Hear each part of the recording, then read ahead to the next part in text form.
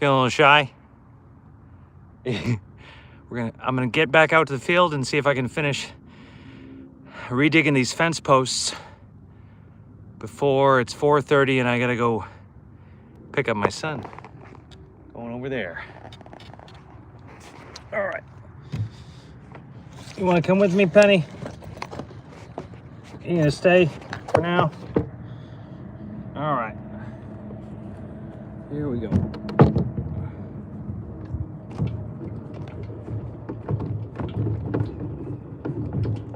I am at ease in the arms of a woman. The night holds my days alone. Shut this gate. So we can't get out, Penny.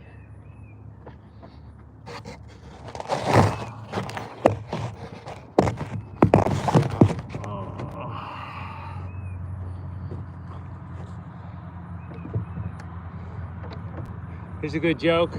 A bear and a bear and a rabbit are doing their business in the woods,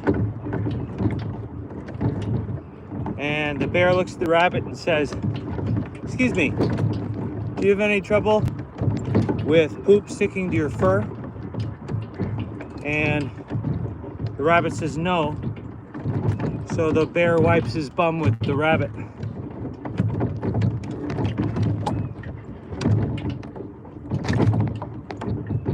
That's a good one. I like that one.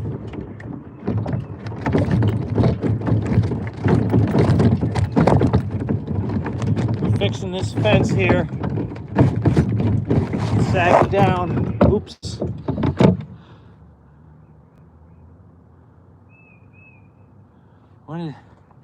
Orientation is locked. That's okay. That's okay. That's fine. Wait, what? Oh. Okay, so we're fixing the fence. That's dragging over there.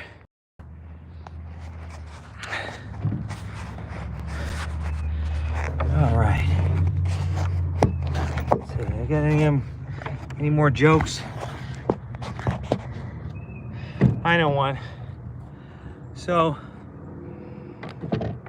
it's actually kind of a sad story. My friend, let's see, let's make this kid friendly. My friend probably he eats too many spicy chicken wings all the time, and we're real worried about him, especially his wife, Deborah. And his wife, oh, I'm not gonna talk about her yet. So I saw my friend, Brendan, out one night at the chicken wing place, and he was crying really hard. Very sad. And I went over to him and I realized, oh, he's got chicken wings all down his front. Actually, I'll leave this gate open. No horse is getting here. And so he's got chicken wings all down his front. Looks like he's maybe thrown up. And I said, "Brendan, you okay? Why are you crying?" He said, "Oh no, Deborah told me if I come home a mess one more time, she's gonna leave me." So I said to him, "Brendan, I have an idea that's gonna save your marriage." Oops, I have an idea that's gonna save your marriage. Here's $20. Here's a $20 bill. Put it in your shirt pocket. And you can tell her that you met some guy at the chicken wing place and he threw up on your shirt and he gave you $20 in your front pocket so that he can you could buy a new shirt on him. And Brendan looks at me and goes, "That's a great idea. Thank you. You saved me. You saved me. Thank you so much." I said, "It's nothing." And so Brendan gets home later that night, and he's got chicken wings all down his shirt. And his wife says, "Brendan, I've been waiting up for you. You're a mess again. You threw up on yourself. I'm leaving you." He says, "No, no, no, no. Look, I got a $20 bill in my pocket because somebody else," and he tells her the story, somebody else threw up on him and gave him money to buy a shirt. And she says, "But Brendan, you got $40 in here. You got two $20 bills.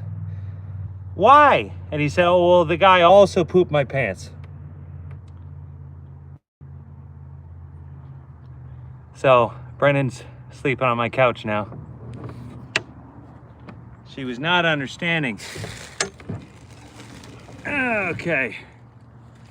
There we go. Well, I'm gonna dig this. Let me see. Can I put on music? One's off the music, huh? That's no fun. Okay. All right. Well, maybe I'll just work on one fence post now, and then I'll go off live so that I can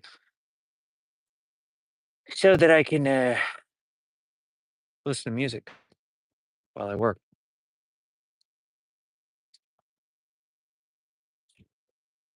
Let's fix. Let's work on this one over here. I already got my tools out here. Oh, I brought this ladder so that I brought this part. Sorry, so that I could wheel my daughter back in for her lunch because she was helping me earlier. Okay. Can we see our fence post? Ah, you stop falling over. All right. So I'm going to take this fence post out, see if it's still fastened to the fence at all. Oh, just one staple still in there. I'm going to pull it out with my nail biters. I used to call these dikes until my students helped me find a better word for them. We call them nail biters. Sorry about the other word.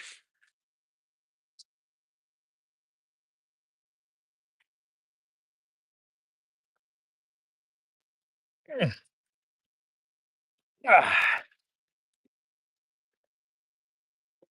there we go. That's all that was holding that up. Yes, it's this little staple. All right. Wow. Okay.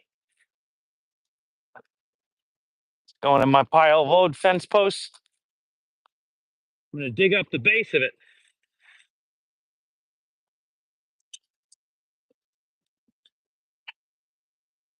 Dirt's nice and soft. So all the leaves and rot that are keeping this soil pretty healthy, pretty pliable.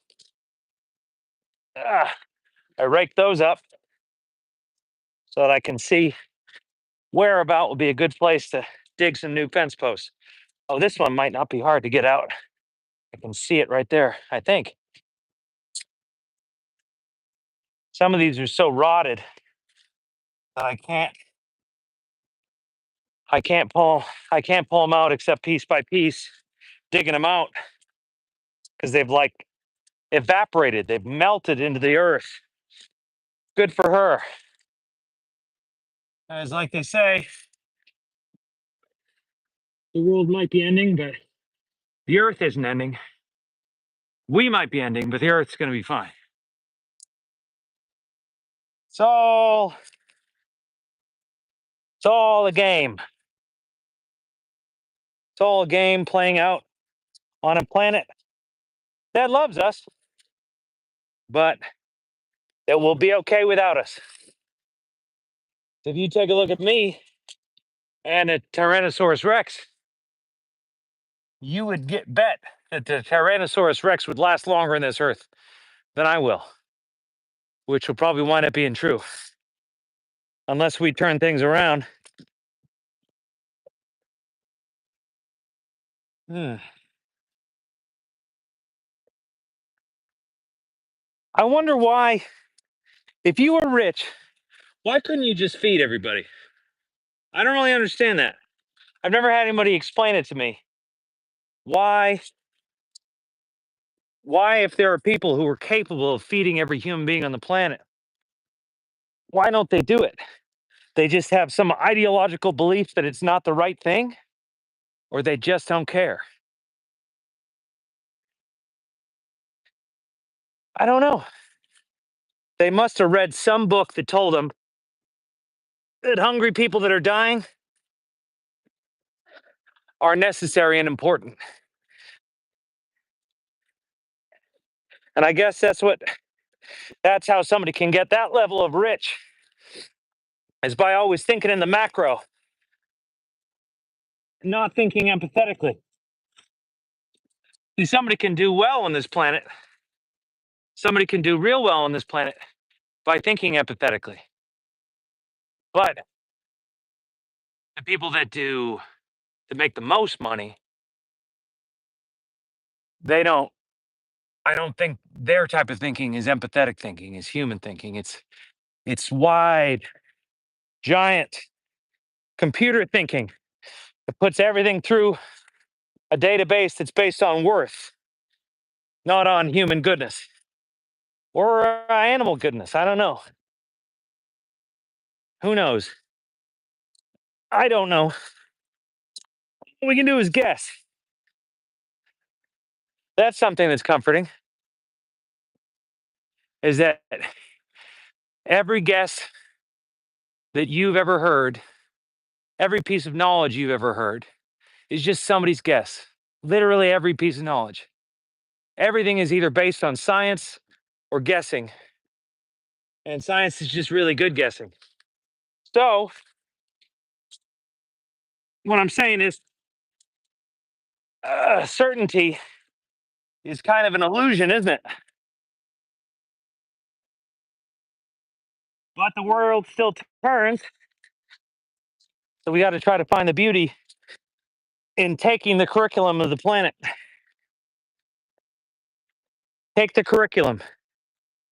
As a great Buddhist once said, just take the curriculum. Stop trying to win Earth. Stop trying to win life. Just take the curriculum. You're here. I'm here. I'm here right now.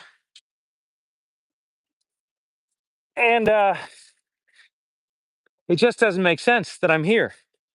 Like, what?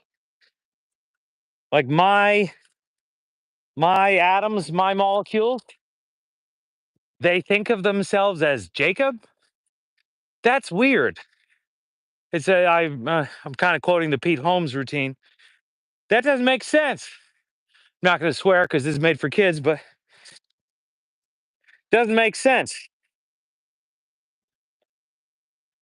Doesn't make sense that my particular molecules and atoms and cells have a sense of personal identity, let alone a sense of personal entitlement. What are we entitled to as a group of molecules? No, we're really not entitled to anything. But that doesn't mean the planet's bad. It just means that entitlement is a lie. It's a lie we tell ourselves because we like to believe in, I don't know, justice or the story working out. It's all still happening no matter what your story is you're telling yourself. I'm certain I'm talking to myself right now, you know? Oh, oh, did I find the fence post? Is that it? Ah, it's just melted. It's just gone. Ah, I don't know. Let me see. I might try the post digger to see uh, if I can pull up some remnant of the post I'm trying to dig out. But here's the nice thing about this: even if I don't find it, I like the placement of this hole And if I dig it far enough, I can just put a new fence post in it. Let the earth have the other one. It's going to claim it anyway.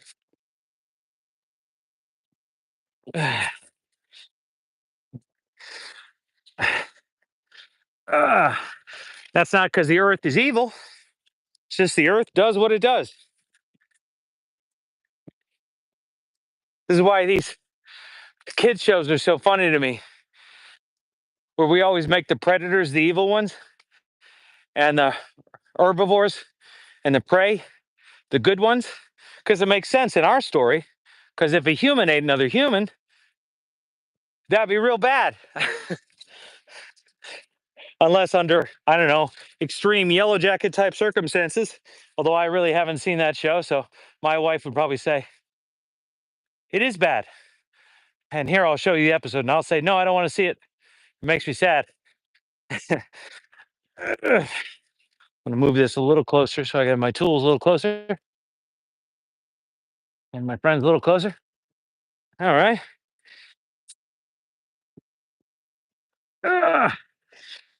Just earth, and that'll be fine. Oh, I mean, just dirt, and that'll be fine. That's all I need to be digging out. Getting some rocks out.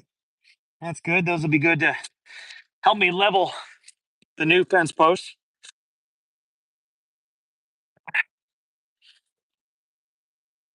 Let's see. Anybody got any other jokes? I don't know. I can't think of one. Um,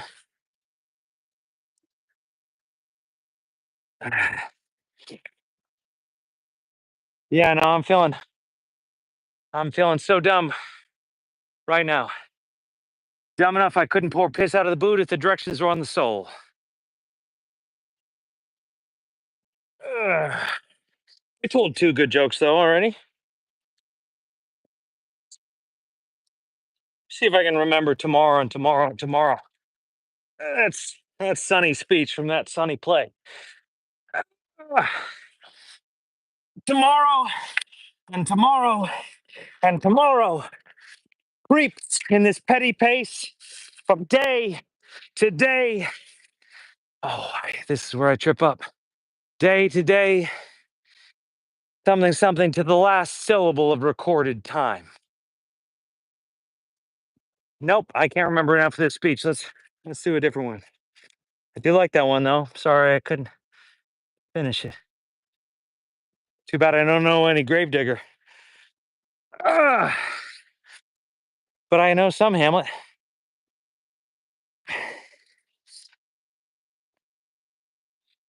To be or not to be, that is the question. Whether 'tis nobler in the mind to suffer the slings and arrows of outrageous fortune, or to take arms against a sea of troubles, and by opposing and them to die, to sleep, no more, and by a sleep, that is to say, we end the heartache and the thousand natural shocks which flesh is heir to. 'Tis a consummation devoutly to be wished. I love that part because it's got consummation right where you're supposed to breathe. 'Tis a consummation devoutly to be wished, to die, to sleep. This is the part all parents, Hamlet must have been a parent. To die, to sleep. And by to sleep, let me back up a little bit. 'Tis a consummation devoutly to be wished, to die, to sleep, perchance to dream. Aye, there's the rub. For in that sleep of death, what dreams may come when we have shuffled off this mortal coil must give us pause.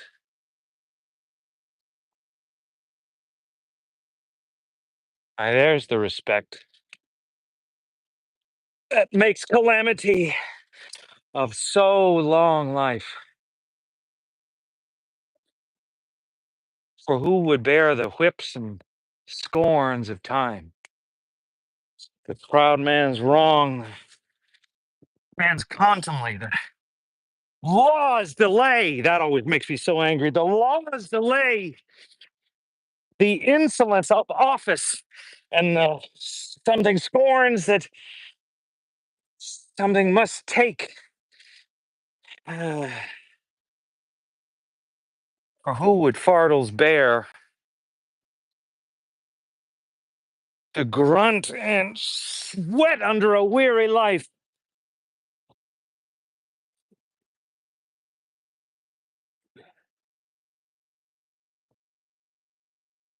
I don't know, but I want to get to the undiscovered country.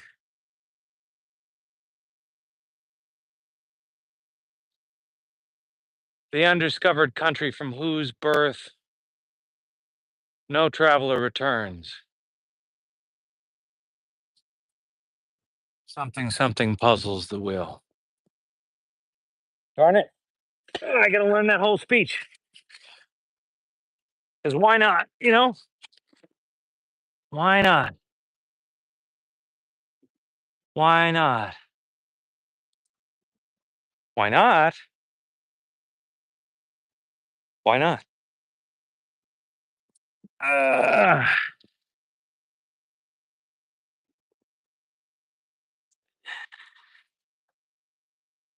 love is patient. Love is blind. Now showing on Fox. Love is patient. Love is kind. Thinking about that. It doesn't say that I'm patient or that I'm kind, but that the feeling is patient and the feeling is kind. And it tries to remind us to be likewise with a little gentle rub on the shoulder blades instead of a big shaming. Why, it's sort of a sad, funny tragedy that there's some folks that think that self love is a weakness just because it goes hand in hand with the other types of love. Makes you better at the other types of love, doesn't it? I can't find this fence post. Ugh, finding lots of rocks though. My hole might even be oop, this is for kids. This hole might even be deep enough. Let's take a look. My handy dandy top monsieur. If it's 3 feet deep, it's perfect.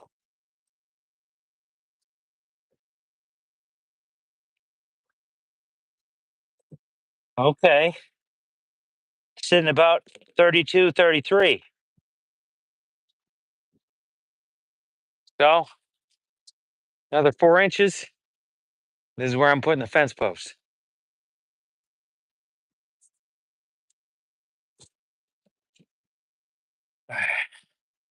Ugh. Going's getting tougher down here.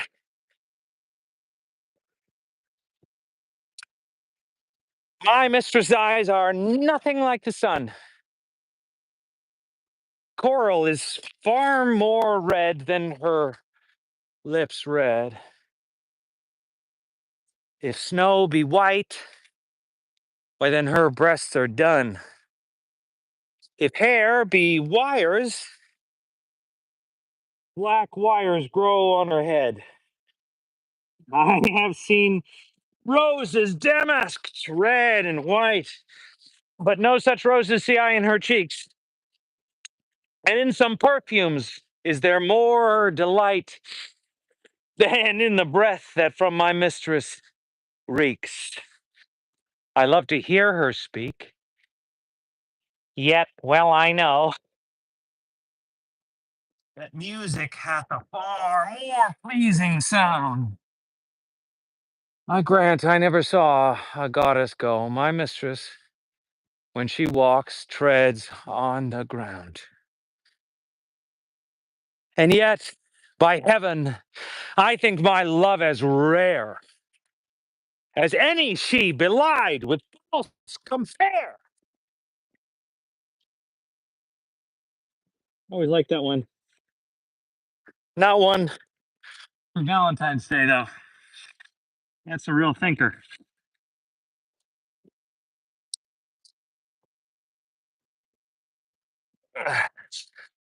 Must be getting close.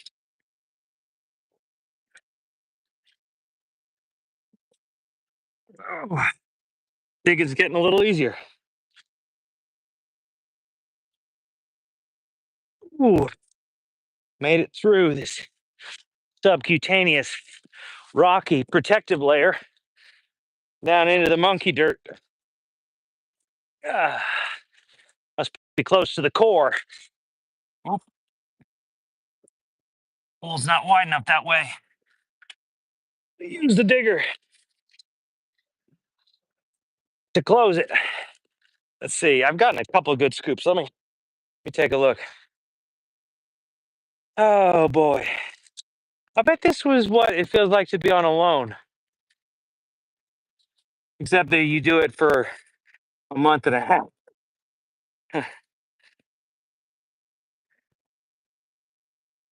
I could do it, but not for too long. All right, I'm actually deeper than 3 feet. Let's go with that and assume it's gonna be fine. All right, here's one of my posts over here. I'll be right back. Ooh, a burp there. Excuse me. You can hear that.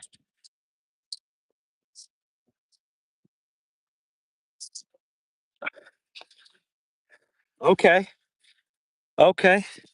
Okay. All right. I'm gonna bury this one. Speaking a little bit of Northern Irish dialect that I think that I know. If I don't know it, I'm gonna fake that I know, and feel free to let me know if it's offensive. And offense is real, and I'm making one right now. I'm fixing the fence. Offense is real, and I'm sorry for it, but I can't always look out.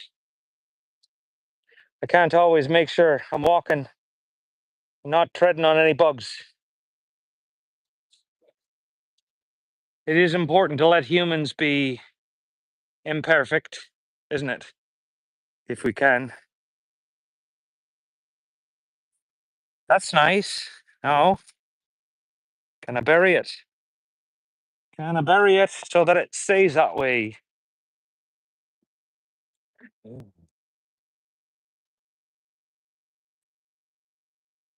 right, there we go.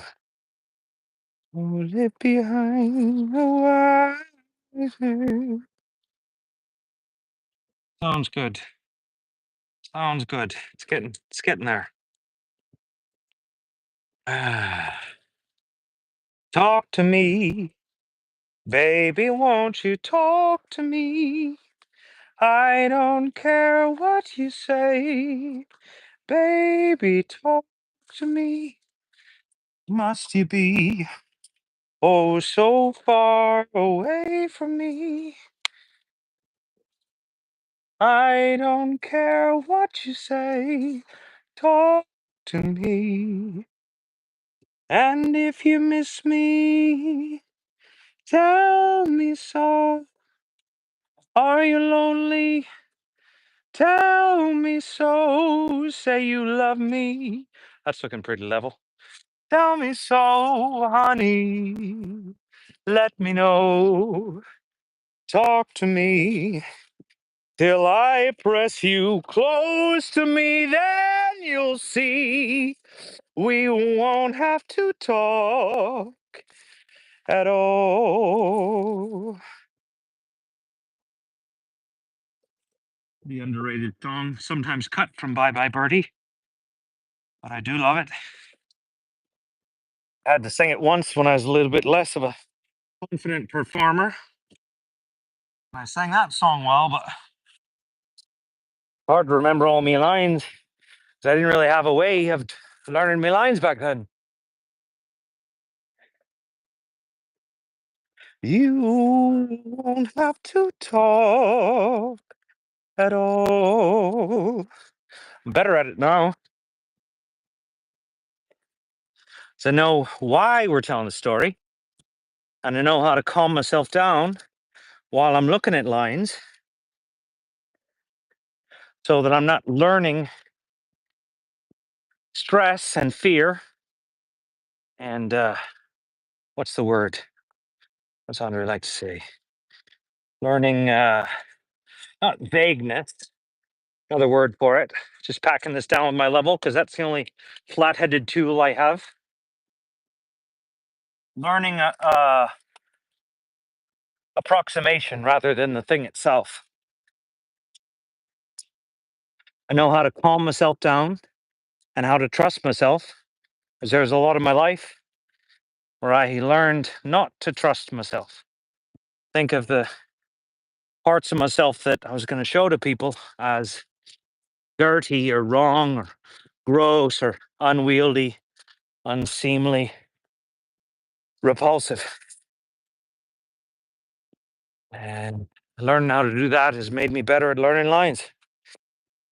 Loving myself. Actually, this is the tool I need, isn't it? Don't need to put it away. I don't know if you can see that bubble, but that's pretty beautiful for a fence post. Almost enough for a, pretty much level enough for foundational walls of a house. Wow, I'm very happy with that. There's the fence post. Just got to fill in the rest of the dirt. Then I'm going to listen to some tunes.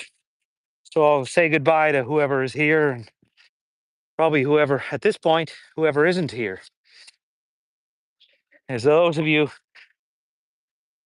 that want to listen to me talk this long can probably just call me on the phone. But I'm practicing being live because I find that when I talk, sometimes if I've got things that I'm planning to say, people sometimes enjoy or get comfort from listening, which is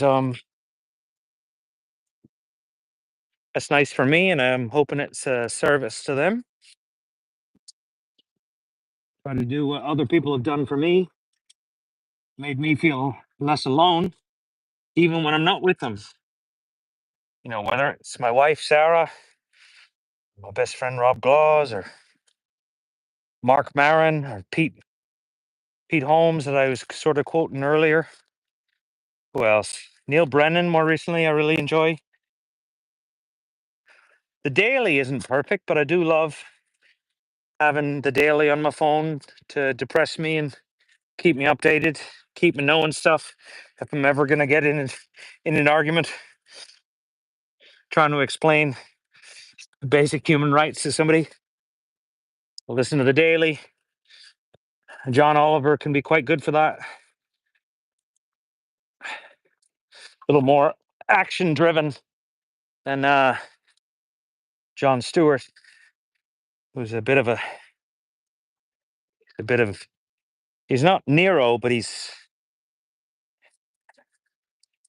got his own fiddling over the world as it burns. Can get a little cynical without merit sometimes, I think. But he is very smart. I do like listening to him talk. Gives me hope in his own way.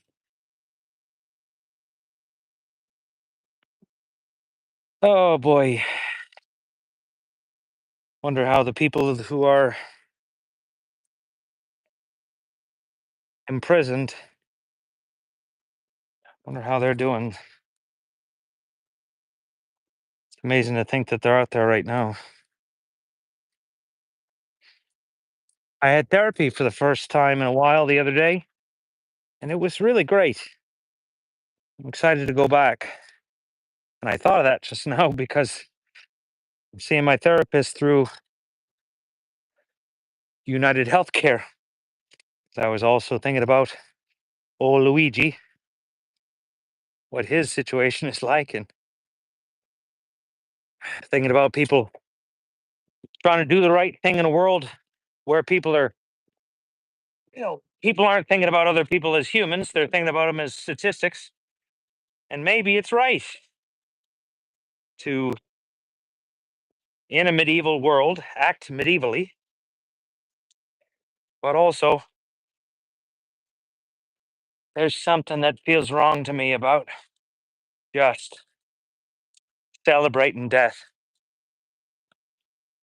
celebrating suffering, celebrating somebody just because they did the violent act. Though quite often violent acts are what we might wish we have the will to do ourselves, but are hoping that somebody else will do it. I don't know. I don't know. I don't know what I think there.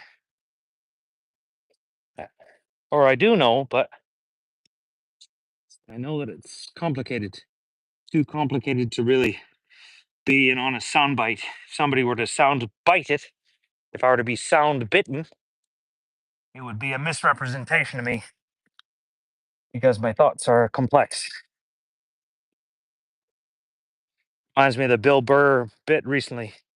He does an amazing job of doing making sociological points in a metaphorical way.